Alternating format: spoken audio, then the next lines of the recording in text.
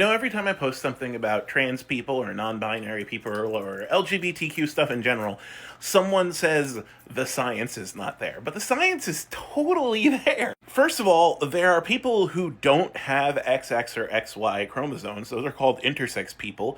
We know they exist because we can see their genetics. Second of all, we've done tons of studies on the brain chemistry and hormone levels of trans people, and often find that their internal mental chemistry is closer to the gender they identify with than the gender they were assigned at birth. And even if that wasn't the case, science is observational. Like when we're doing physics, when we're doing astronomy, we are looking to the stars.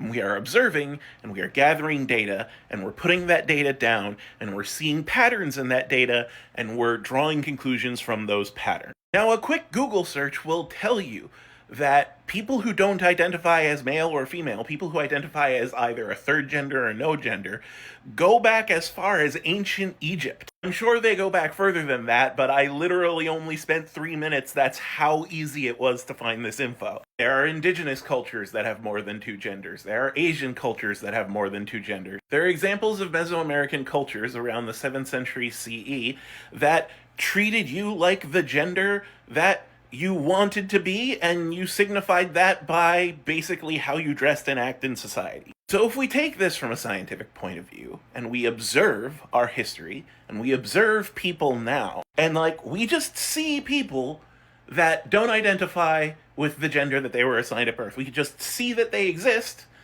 the scientific viewpoint on that is, those people exist. Science doesn't force things to fit into its worldview. It doesn't tell atoms, hey, you better behave the way we want you to behave. It just observes and draws conclusions. So, trans and non-binary people exist. We could observe that. Let's let them exist. It doesn't harm anyone.